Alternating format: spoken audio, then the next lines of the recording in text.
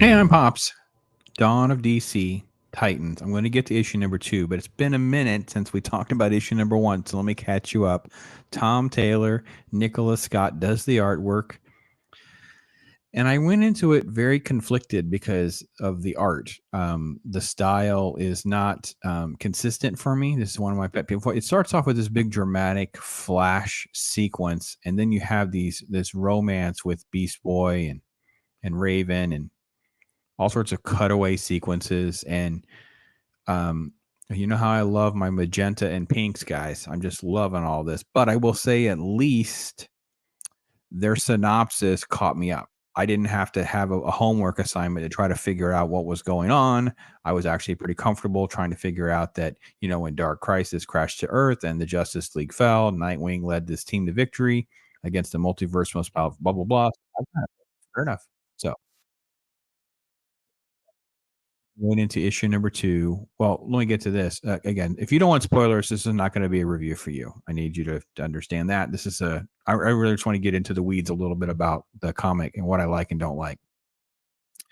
In issue number 1, I really couldn't stand the inconsistency with the art, where you have details like this in some panels, and then you have cutaway shots and you have no faces, no details like at all. So this is a rescue sequence, and you can see Donna nor the workers have facial features. And this is Cyborg, whereas here he looks like a 12-year-old, and then other sequences he does not. Like it's just the art was so distracting. And by the way, though, I would love to know if Nicola Scott was given like editor's notes about drawing Peacemaker exactly like the John Cena version. Like, get very specific, do a very good job, really bring out the red, showcase the muscles, the whole thing. Compared to other things, it's like just throw away. Just don't care. Okay. But it all culminates with Dead Flash, right? So we end up with Brother Blood and Dead Flash. That's kind of how the cliffhanger is left. Wally's dead. Okay. So coming up on issue number 2, and I'm sure we're due for issue number 3 soon, because I'm not particularly enthralled or chasing down the comic shops to get to this issue. So here it is digitally to give you just a few shots here and there for you. Death in the Family. I don't know why it's PG-13, by the way. That doesn't make any sense, by the way. Death in the Family. That's what it's called. So we have a flashback, and then busting in, like they're going to go into action with this very Wolfman, George Perez type feel. And then you cut and know that the Justice League is already there taking care of things. And then we cut to now with Dead Flash. Okay. But we don't really have Dead Flash because here's Flash. Sorry, I'm late, everyone. And look at how he does Nightwing. Like, I got you guys. Look at what happened here. Hardy, har, har, har. And then there's like a hug. And at this point, I'm just like, I don't know, Tom, if you think you get us or you got us, like, I got him again. I don't know what's in your brain where you think any of this is enjoyable as a reader, where we feel like we're just constantly in a state of being duped and tested on what we can like and not like and what we can put up with. All of this sort of like bait and switch storytelling, Flash is dead, night, all this kind of stuff, it just keeps piling up to this giant list of things we just don't like.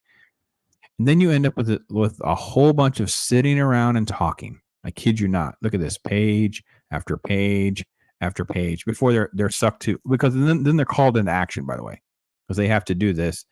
And the tension is supposed to be, believe it or not, the tension is because he's asking Wally to stay behind, and Starfire is not going to lead on this. It's going to be Donna.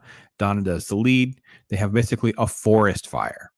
That's the big drama. The big emergency that requires the Titans is a forest fire.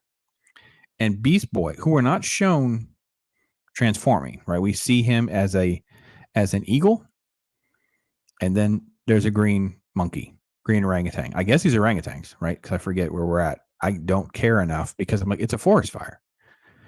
And then Raven's here, and they have this thing, and this is what happens. And then it's like it all works out so great, so fast. And then we have to have sort of like angry. Well, first off, we also get Nicola Scott barely giving us details, better than the last issue. And then we have Beast Boy throwing a tantrum, which is sort of like an environmentalist things. like a rant and rave about how could you do this and all that kind of stuff. And yeah, whatever.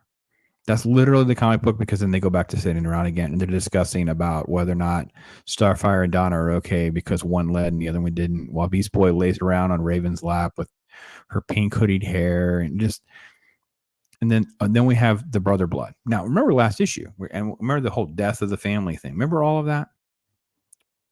Yeah. We don't really know what's going on. They don't address what's going on. We just get introduced to sort of a religious zealot version of brother blood who basically kind of like has this backhanded mockery of traditional religions about, oh, traditional religions do this, we're going to be doing this, and oh yes, we've been bad in the past but we're good now.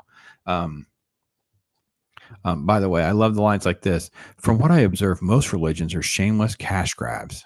Really? Is that what you have observed, Tom? I mean, that's fine for Brother Blood, but I'm just curious if your narrow perspective of creating a story and an arc and interesting things is just something very 1980s televangelist. Like, this is so outdated nonsense. Like, I didn't find it's like, while most sell the promise of salvation after death, we're offering something for the living. Yes, we ask our followers to help out our cause, but we only ask what you can afford. No one will be left behind. We're crowdfunding the continuation of the human race. I'm like, this is all just sort of like cheap, nuanced stuff. And then the twist is because Tempest is one of them. It's sort of like it's like a cheap, nuanced Scientology slap, but it just hits at everyone. And then it's like, I don't know. I don't understand what am I supposed to be buying here? Because that's the issue. It says fractured Titans. There's the death in the family. There's no big reveal. There's no real answers. There's more pages spent on sitting around than there is anything. And I'm supposed to be excited. This is supposed to be good. Sorry, guys. I can't get there with you. I would rather go action instead of looking at these pages of sort of like Nicola Scott, like halfway paying homage to George's art or Wolfman's stories. I would rather just get the original stuff and go back to the 80s and read the original stuff. That's the stuff by the goats. So anyway, that's my take on it. Yeah, I will continue because I'm very mixed on this sort of like teetering line that I feel about Tom Taylor. Like, I don't quite know how to put my finger on the dread I have of looking at Tom Taylor work, because I don't quite get where he's even coming from. I don't think he doesn't come across as being like smarmy, kind of like Tom King does. And he doesn't come across as actually thinking that he's smart like Mark Waid does.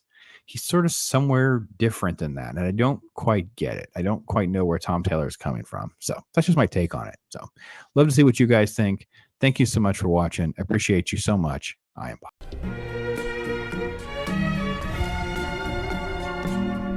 Yeah. Right?